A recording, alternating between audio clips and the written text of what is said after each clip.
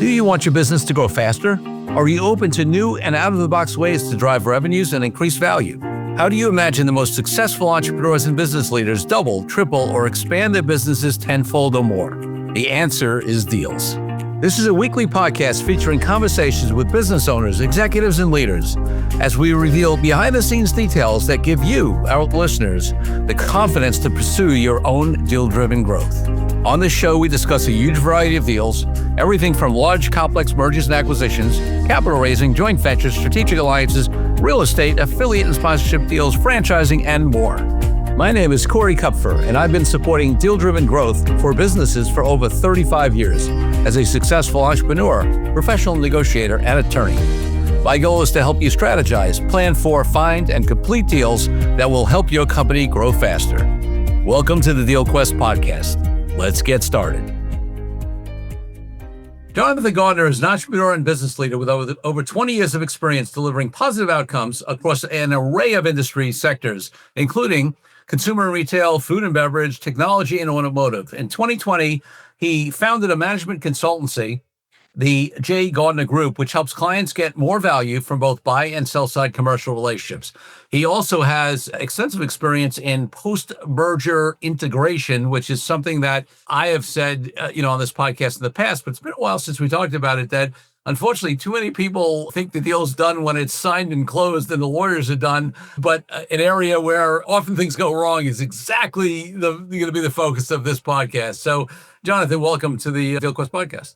Corey, thank you very much. It's a pleasure to be here. Well, so listen, before we jump into your experience in post-merger, integration and the issues that come up and the ways to do it right, I want to take you back to when you were maybe 8, 10, 12 years old. What did you want to be? Because I'm sure a consultant, the stuff you do on the procurement side, the stuff you do on this consulting side, post-merger, probably wasn't it back then, but you tell me.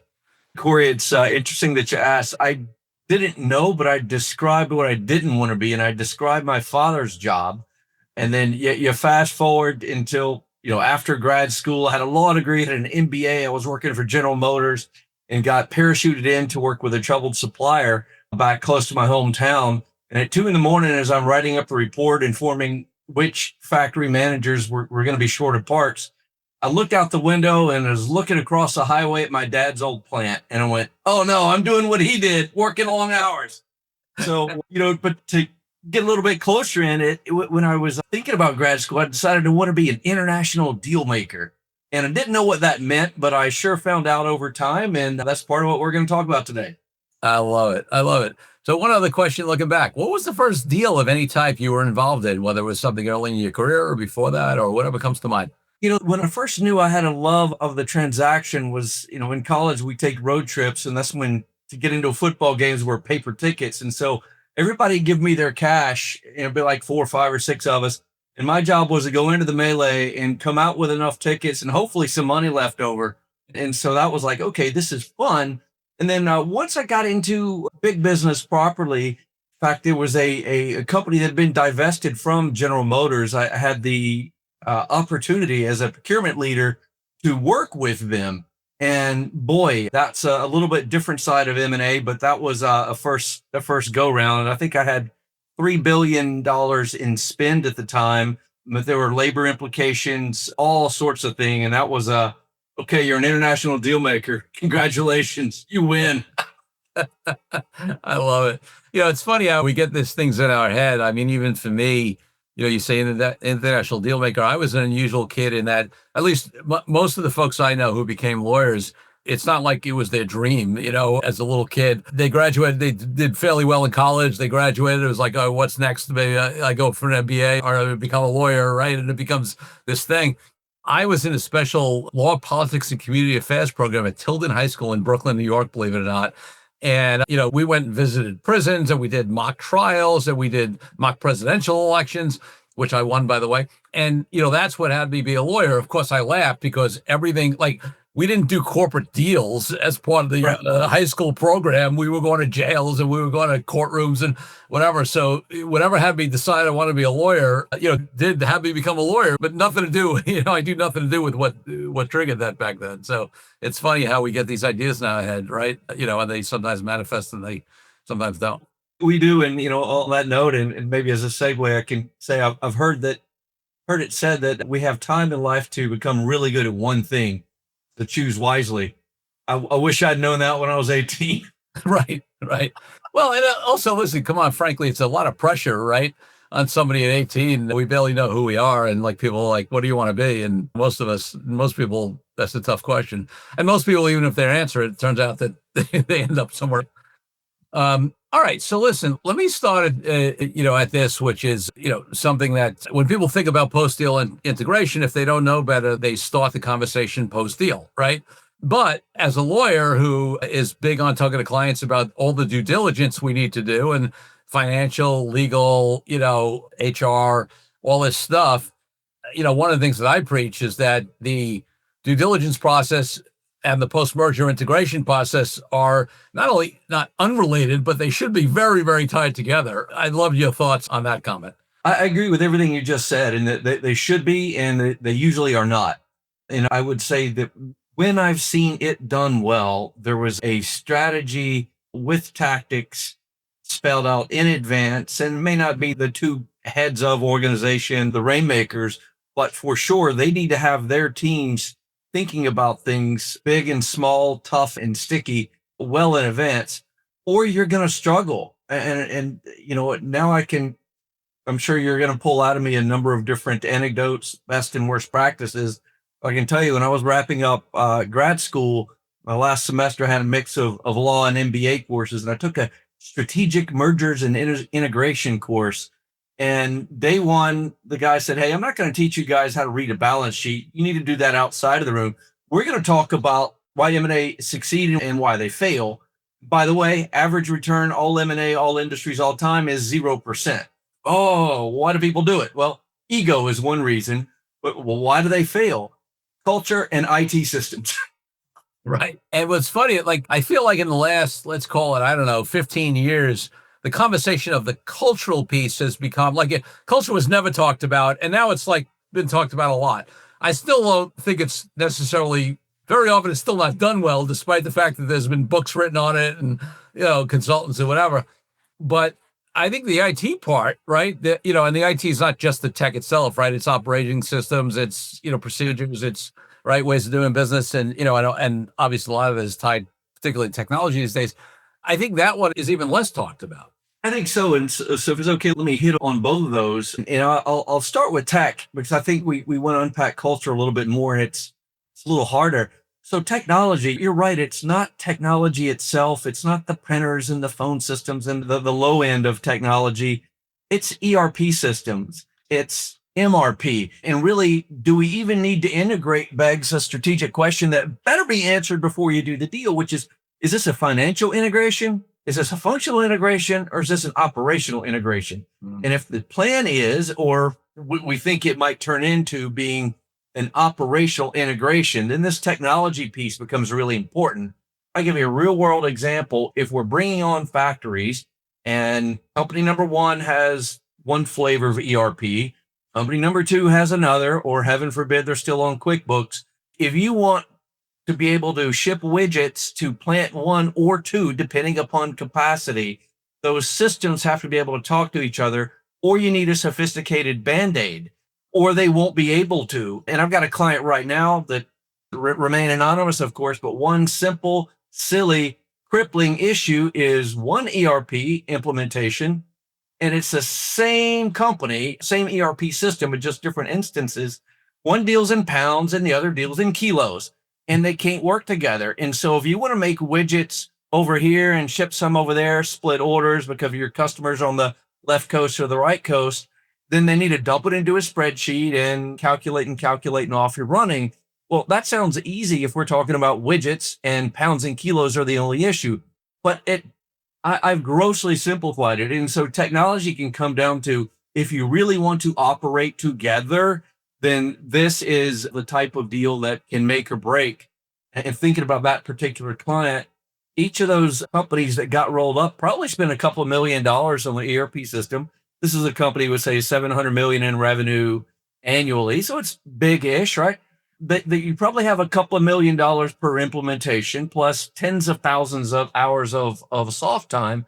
And lo and behold, They can't operate together. That there is no operational integration that's even possible. So now you got to rip and replace. So think 4 million more dollars. But since the PE overlords don't want to pay for that, they're stuck dealing in Excel and try to bring the synergies out of a situation when you got a 150 gig spreadsheet running.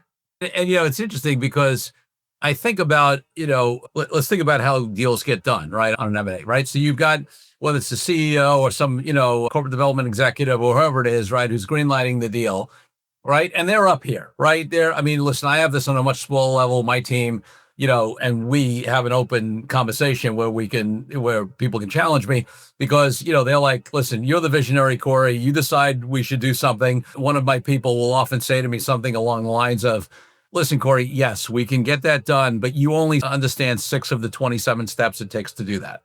Right.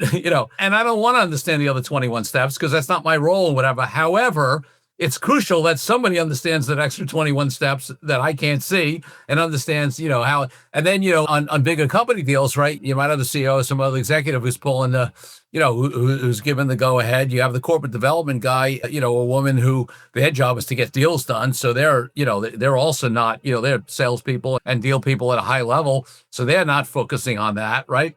You got lawyers and accountants and whatever who are doing other types of due diligence. They're not focusing on that. And it's very rare. I mean, yes, the bigger companies, sometimes you have people like CTOs and, and high level human resource folks that maybe are involved earlier in the deal, but usually not right away. And certainly in more middle market companies, they might not even have those separated functions and they may not even, be involved in the deal discussion until way too late. It's a good point in that you don't want the lawyers and investment bankers to know how to install more memory in a server. That's not the deal. But what you do want, to go back to your point, is ask, what is the strategy? Or to ask differently, how deeply do we need this integration to go before we're able to realize the reason that we're all here in the first place? Right. And if to get the synergies, we need to go all the way down to interoperability of widget facilities, then, okay, we need to get the CTOs to do the special NDAs and pull them under the cover and get them to tell us, and then triple whatever they tell us, because that's going to be what it takes in terms of time and money to get these stupid systems to work. Yeah, no question about it. So you were going to hit this first and then go to the culture side. Anything else you want to talk or any anecdotes on the technology or operations and integration side before we move to the cultural side? No, I think we can bounce over. And so culture, you're right. It's, people have talked about it lately, but it's fuzzy. Isn't that HR's job? What does this mean? And, I'll go back to my academic touch on personal and bring that back into this.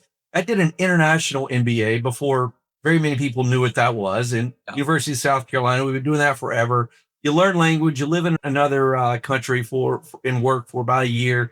And then in every single one of your courses, whether it's accounting or marketing or whatever, there's always what does this mean in an international, multinational, global corporate context? So I've been doing this for a while, happen to be married to a Brazilian. So I get international mergers and acquisitions every day for dinner, right? And so the fact of the matter is, people don't communicate the same way. And for those looking to get a quick read, there's a book by an author named Aaron Meyer. It's called The Culture Map. Go out and read that. That'll give you, the core understanding. But to bring that back into the question is that you don't even have to be from different countries. You can be from different disciplines, different states.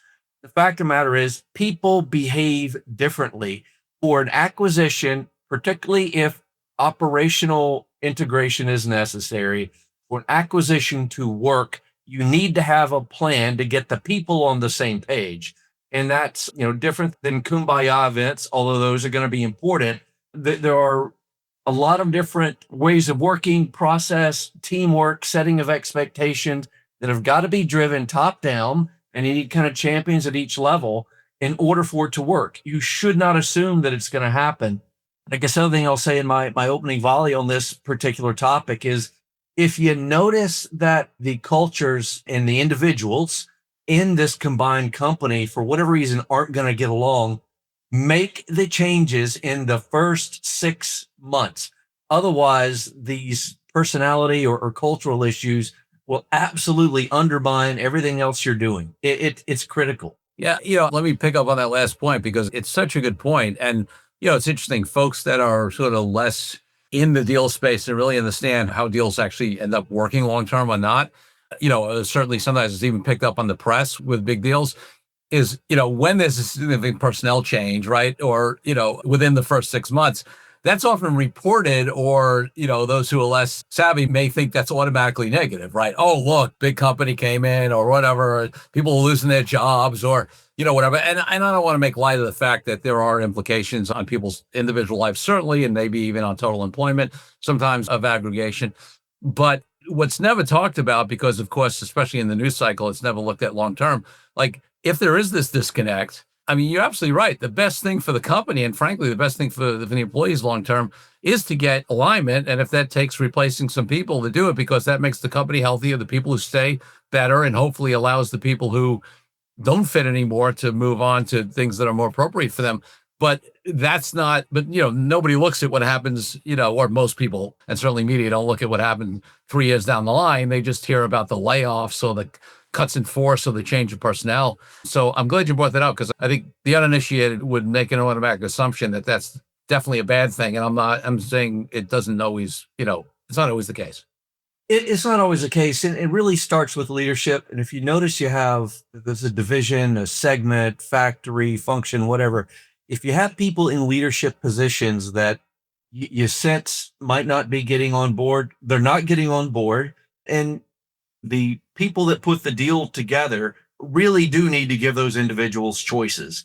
And you can stay, and that entails behaving in XYZ and cooperating in ABC manner, or you can leave. And if you leave, here's your package. But no matter what they say, if they behave in a way that indicates that they can't or they won't for whatever reason, you got to deal with the leaders as rapidly as possible. But hopefully the ones that can and want to stay do stay. I'm not saying just fire people to your point, but start with leaders. And I think what hits the press is when you've got, Joe and Ralph turning screwdrivers on the line, that tugs at the heartstrings more because they're not the ones that put the deal together. They didn't put the company in the ditch in the first place, if that's the issue.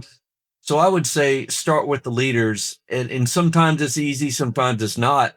And I tell you, this whole dynamic gets really tricky when we say we expand the horizon or the pond beyond the United States. Because we're all Americans. Well, we are, but we're not.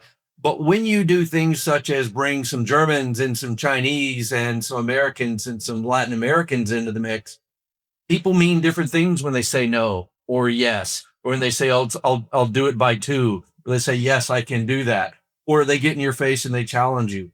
And so the book that I referenced, The Culture Map, will touch on some of that long cultural analysis of things like power distance and a whole bunch of other cultural dimensions that you really have to take into account and have a plan to work with. So it's fascinating. I've made a career out of it. And what I'm trying to get better at now as a consultant is helping to identify prescribe solutions to these problems that my clients actually listen to. Yeah. And getting ahead of it, right? And listen, it's so easy to misstep. I mean, I think I've shared this on the podcast before. It was probably, I got a very early lesson I think I wasn't even a lawyer yet. I was in law school and I was working at a summer as a law student at a law firm. And we had an acquisition where a Japanese company was acquiring our US client. And the firm hired a cultural consultant, right? That was their job, is to consult just on the cultural elements. So there were no missteps, whatever. And there were a bunch of things that in fact, overall it went really, really well until the actual signing. We learned things. I remember one of my early things was, the Japanese and other cultures, you take the business card with two hands, you actually look at it, you put it down in front of you, you don't just take it and shove it in your pocket, right? It's a calling card. So there were things like that. But the deal almost there was a big thing. We were like, what's going on? They were talking to Japanese.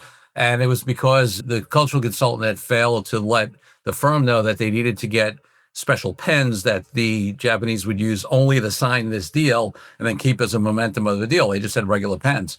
And it was even something like that was a big deal. And we had to somebody had to run out in those days, it was the Cross Pen store. Those were before Mont Blanc and some of those other ones that became popular, and get pens for everybody. And that seems like a simple thing, but respecting those little customs, but also different ways of doing business. I mean, When I've done deals with the Germans, they initial every single page of every doc. I mean, thousands of pages, you initial every page. I mean, the precision, there are these stereotypes that come about, and, you don't want to just blindly think they're true, but there are reasons for them. And, they do often show something about the culture that has to be respected. Well, they do. You touched on a couple of very different, very interesting cultures, and I'll throw Chinese into the mix. And maybe if we can, with all respect to our partners, talk as Americans about what it's like to work with folks. Germans in the stereotype or sociotype is precision. It's that they don't have an 8-step process. They have a 27-step process, and each step has 32 sub processes. And they will tell you how to make a watch, not necessarily what time it is. And if you don't show up with that level of precision, they will think you're not taking it seriously. They just will. And if you're 10 minutes late to the meeting, you are disrespecting them to the nth degree, and on and on. So there's lots of reasons for that, but that's just how they are. And you can have a meeting in a meeting, whereas with the Japanese, you never have a meeting in a meeting. Those are, to your point, signing ceremonies or points at which finer details are stamped for the nth degree. You better not head into a meeting with Japanese hoping to raise big points in the first instance, because that's going to be embarrassing or go sideways, or it just is.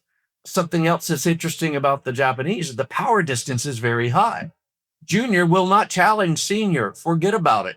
And if you're junior American, you probably better not challenge senior Japanese. It's just not going to work well.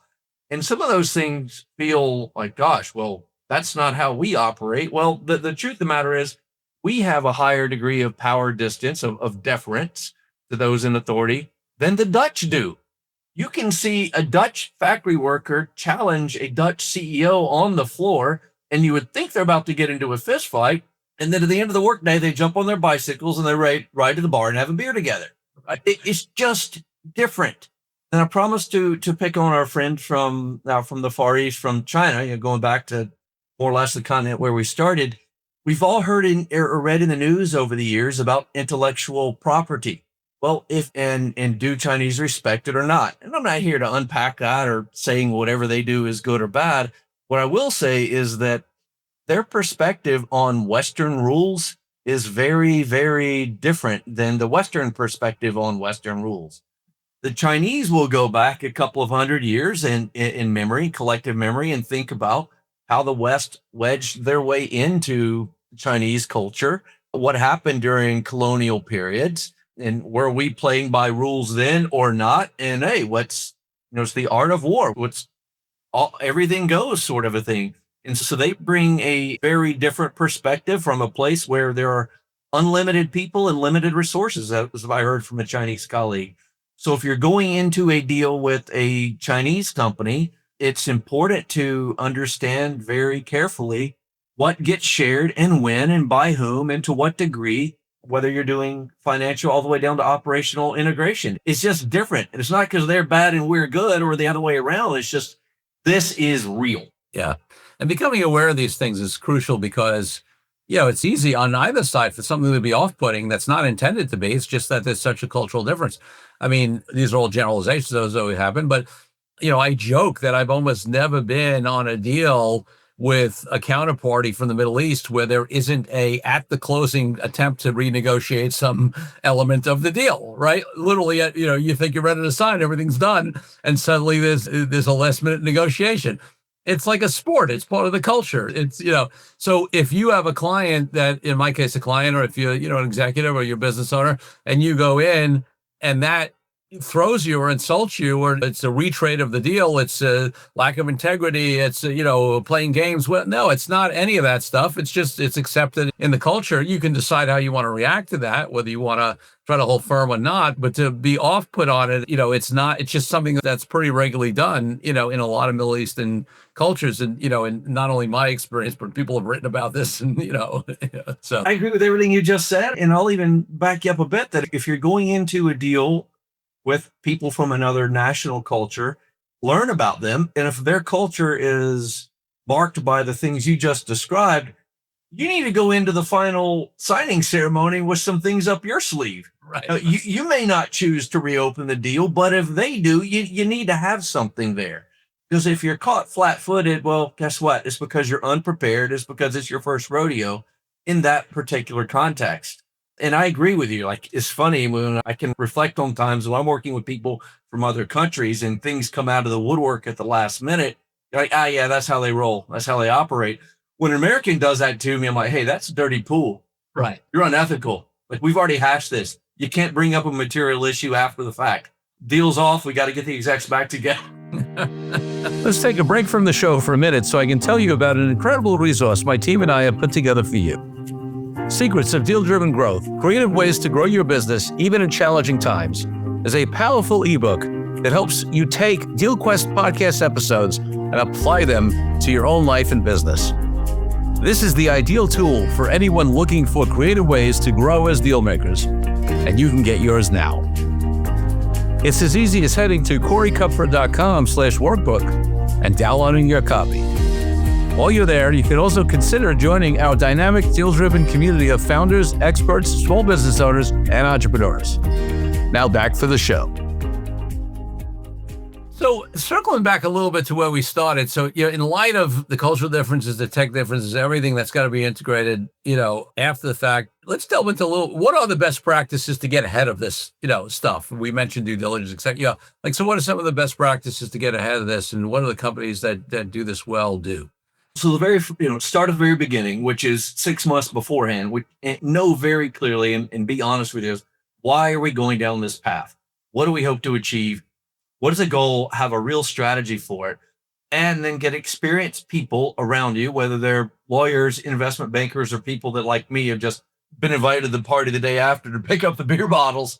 Is get people that have been there and done that can help inform you as to what do we really need to uncover in order for our reason for doing this to come true. All right, commercial set aside. Once it happens, when the integration team is formed, which is a big assumption because not everybody thinks you need one, but when it formed, I'll start there because otherwise it's just amateur hour at the Improv. When your integration team gets formed, you really do need to have cross-functional participation, and then need those cross-functional leaders like finance, IT, supply chain, blah, blah, blah, to be people that have real power, that have been delegated to and have hotline to the person, to their boss, if you're not going to have the bosses themselves in it. And you need that. And then you need that integration team, that program manager, to map out what the next 18 months look like, recognizing that things that you map, for the bottom 17 months are probably going to change. The fact of the matter is you need a plan, and then you need to, I would say, maniacally execute that plan, holding people accountable. And if the people that were supposedly delegated come and don't have power, or don't come or screwing around with their telephone instead of paying attention, you call them out and you get them replaced in that forum if indeed that's the case. So from a structural, procedural standpoint, that's point one. And I'll pause there before we go into any other details. Yeah, I'll just say one thing on that, and then I'll let you go on to whatever's next for you. But the interesting part is that, let's say especially on the acquirer side, what you talked about is that you need integration on this functionality, and then not only of course, there's the integration with the people that at the firm you acquired, but to be successful, that also assumes something which is not always true, unfortunately, which is that there is actually good communication and integration amongst those functions in the acquirer to start with, right? That finance and tech and operation, whatever, you are already working well and talking to each other, even in the existing, not to mention having to integrate something new, right? Exactly. And I think that's a point that people don't even contemplate. The last, I'd say, when I was at Starbucks for 9 years, what typically would happen is, Howard would fall in love with the very charismatic CEO or owner of some shiny object somewhere. The corporate development team would flex their contract writing skills, pound out a 50-page agreement that looked wonderful in the spreadsheet as well. And then they'd pull the pen and toss it over the fence for integration. And they wouldn't realize that, okay, you're buying a food company that makes X. You've got three different parts of the business that are competing for whose version of X is going to win. And now you just bought external X. And if corp dev guy had bothered to come out of his office on the 7th floor and meet his peers, he would have known that. And it's not that he's going to solve it, but you can at least get the CEO to come in and clean some things up before you add a fourth person to the mix. It's real. That's very well said, Corey. All right, what else comes to mind? I spent majority of my time in supply chain and procurement. And so where my, day after beer bottle, pick up the beer bottle thing has come in, it's integrate suppliers. We have 10 suppliers. We have 3 suppliers. We only need 1 or 2, or we have all these licenses. Let's compare contracts and see who's got the best one. If it's just contract, like indirect spend, like IT and that sort of thing, that can be pretty straightforward because it's typically whoever's got the integration accountability, like me back in the day. You got a lawyer, you got an accountant, and you got a business executive. If you're talking about material, and so if it's food or beverage, you've got competing recipes, competing standards. The need to do like a supply chain integration plan that's just as well built out as the one I described earlier goes through the roof. And if we're talking about the components of COGS, of the product that you transform and sell on, you better make sure that you are dealing with specification, recipe, performance. Is it steel or is it aluminum? I'm being silly there, but you need to pull in more people than you think.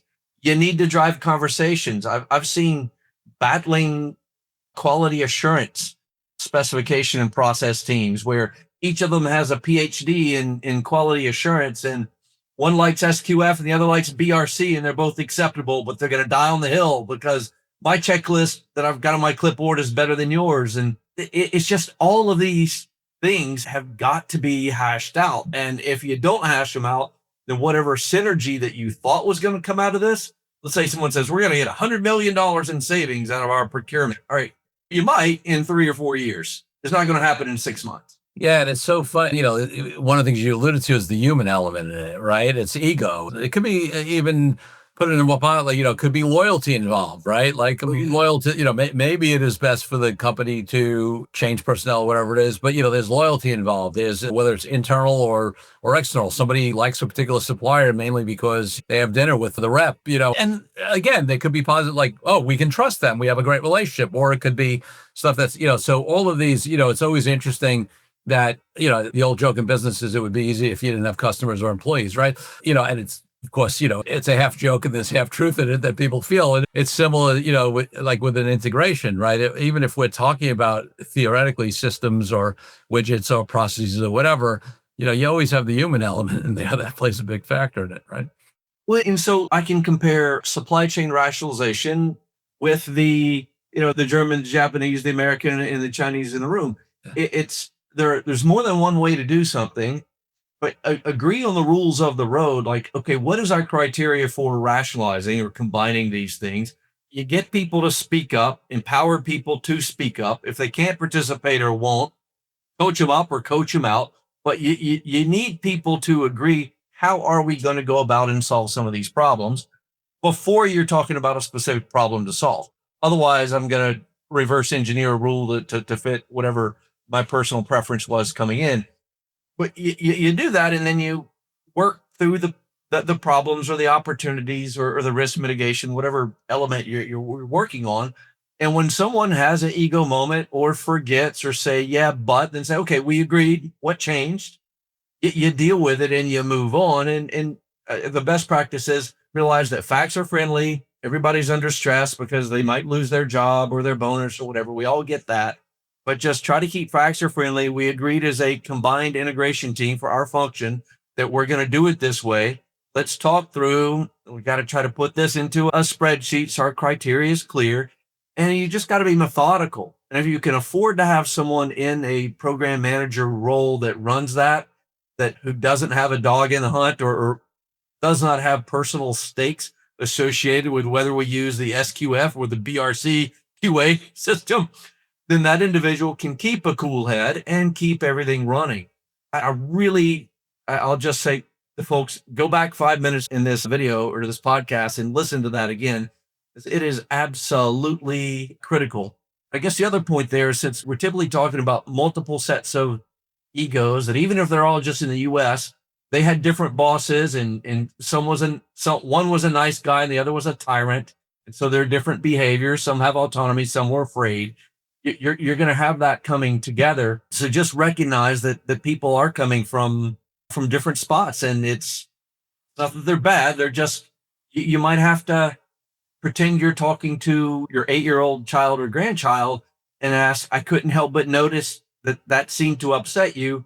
Help me understand. You may need to pull some stuff out and be ready to return that when someone asks you why you're having a bad day. I'm asking this question half jokingly, with only half jokingly. So, because I talk about this in my role, my wife talks about, she's a business coach, and, and we joke. So how much of your role on consulting on integration is as an unlicensed psychologist?